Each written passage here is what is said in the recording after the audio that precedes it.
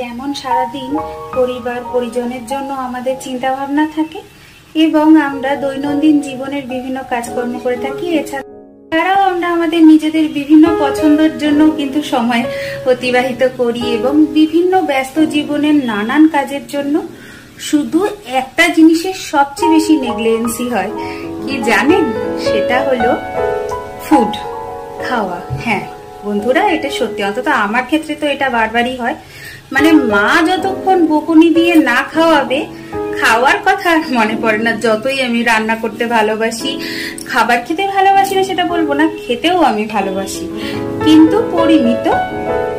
কিন্তু ওই যে খেতে হবে এই যে ব্যাপারটা মায়ের বকুনি ছাড়া কখনই সম্ভব হয় না। এই দেখুন, সকাল থেকে ব্রেকফাস্ট করিনি সেইভাবে, মা কিন্তু খুব বকাবকি করছে। দেখুন এখন একটা আপেলের শরবত বানিয়ে নিয়ে এসছে, কত সুন্দর এটা। তো এই জুসটা এখন আমি খাবো, এটা কিন্তু হোমমেড, তো মা বানিয়েছে, ভিডিও তো শুট করা হয়নি। তো কোনোদিন যদি আবার করি তখন দেখাবো আপনাদের। তো এটা এখন আমি খেয়ে নিই।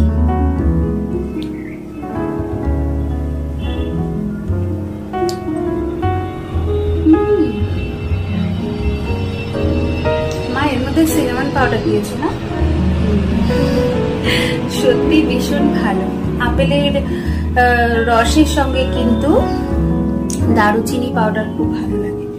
দারুচিনির যে গুঁড়োটা হয়, এর যে স্মেলটা আমার তো ভালো লাগে, আপনাদের কেমন লাগে জানি না। তো ভীষণ ভালো। আর একটু লেবুও আছে এর মধ্যে, পাতি লেবুর রসও আছে একটু, খুব ভালো খেতে এটা। এটা আমি খেয়ে নিই। আর তোমাদের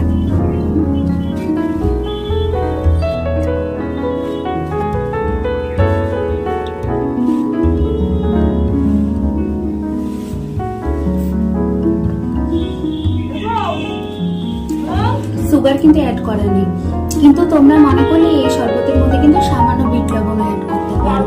আমার মা করেছে, খুব ভালো লাগছে খেতে।